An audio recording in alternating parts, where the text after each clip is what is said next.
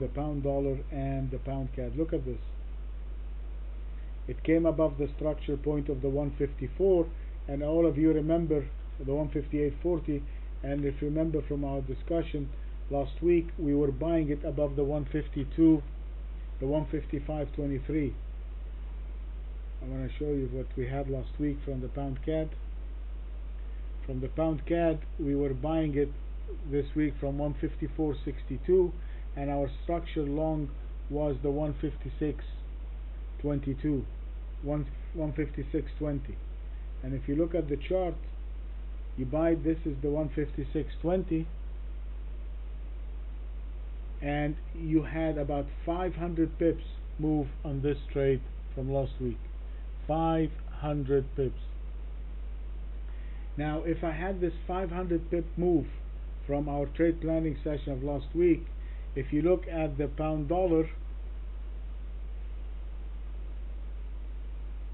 it's doing nothing.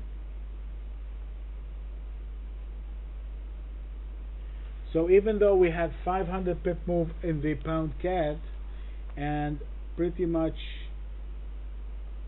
nothing in the pound Swiss, very similar. Look at this, the pound Aussie.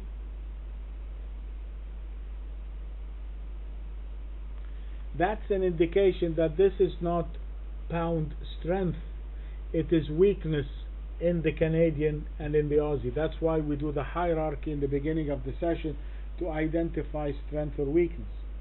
So now you can see the weakness that you have in the Aussie and the weakness that you have in the Canadian, and therefore if you want to be trading the pound on the long side, then your candidates would be the pound CAD and the pound Aussie.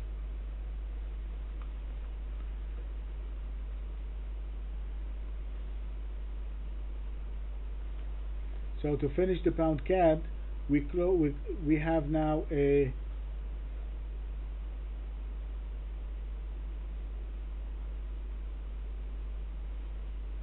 this is what I need to take this line out. This structure point is 161.42. Guys,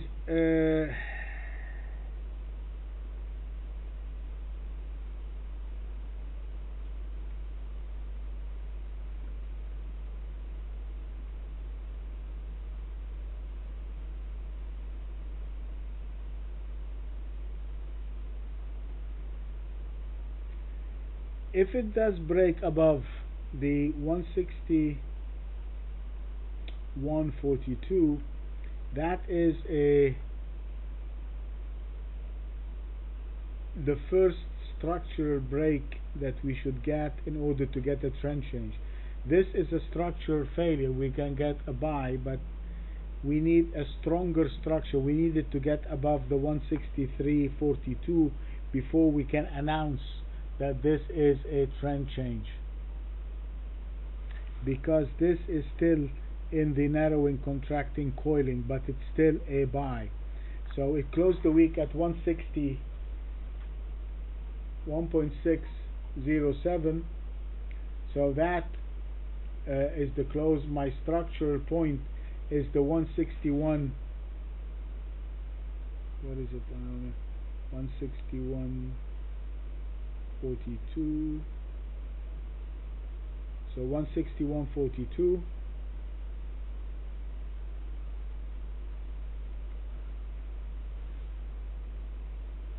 This is going to be an important structure point. So if it gets above 161.42, then definitely, so our buy signal is about 50 pips away, and we do have another structural point, which is the 160.23, which is 50 pips below. That is going to be our selling point. So we have two structural points on either side of the price action. So we will buy it above 161.42. That is going to be our buy signal and our structure long. So this is going to be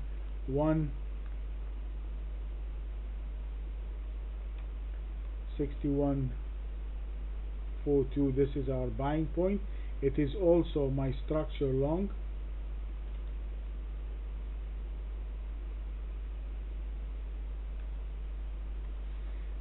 On the downside, my short point is going to be the 160.23, and that is going to be my structure short, 160.23 on the downside. Okay, and if I buy above a structure point and I sell below a structure point, they are going to be my stops. If it goes above that structure point, I want it to stay above it. I don't want it to come down below it again. If it comes down, I'm getting out. Okay, so for the pound CAD, I'm going to buy above 161.42, and if I do buy, that is going to be my structure long. On the short side, I'm selling it below 160.23, and that 160.23 is my structure short point, and if it goes below the 160.23, I want to stay short. I'm going to use it as my stop. And if I put the 160.23,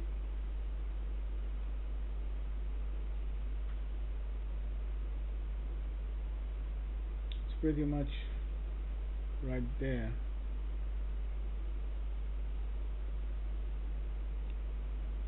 I will change that. I will change my short entry from 160.23, because now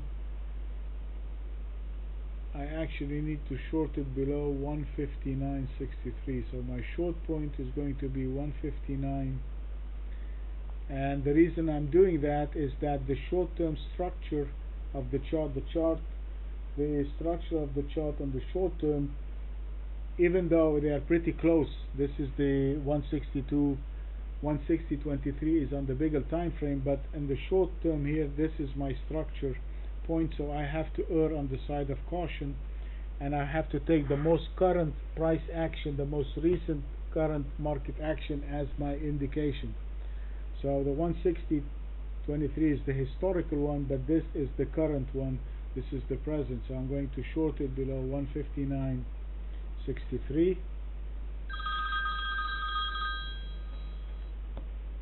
And if I do, I'm going to place my stop above the 160. I place my stop above the 160.23.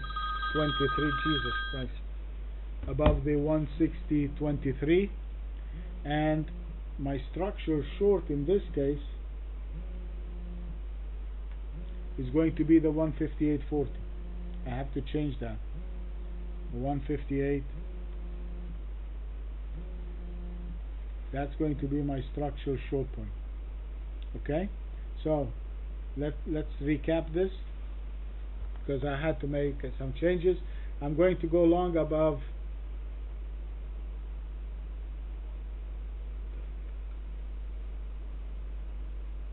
what have I done here?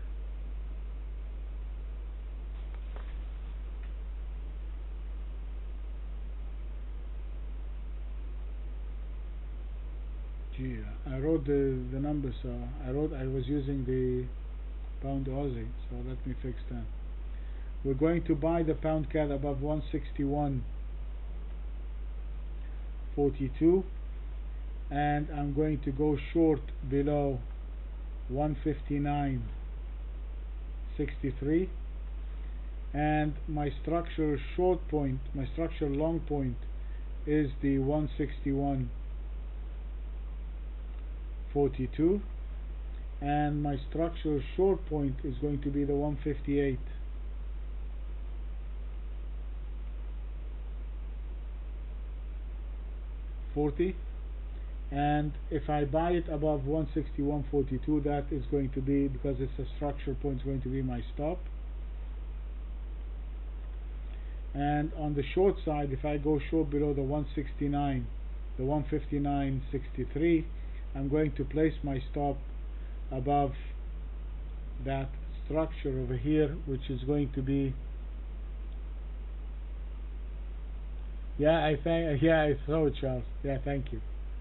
we're going to buy it above the stop is going to be above the 160.50. Alright, so to wrap it up, took a longer time than I expected this one. So we're going to buy it above 161.42. It is going to be my structure long, and it's going to be my stop on the long side. On the short side, I'm going to go short below 159.63. My structure short is about 100 pips below that, 158.40. And if I go short below 159.63, my stop is at 160.50. So I'm risking, it's quite a wide stop in that, but that's what I have to use. Okay, that is the pound CAD.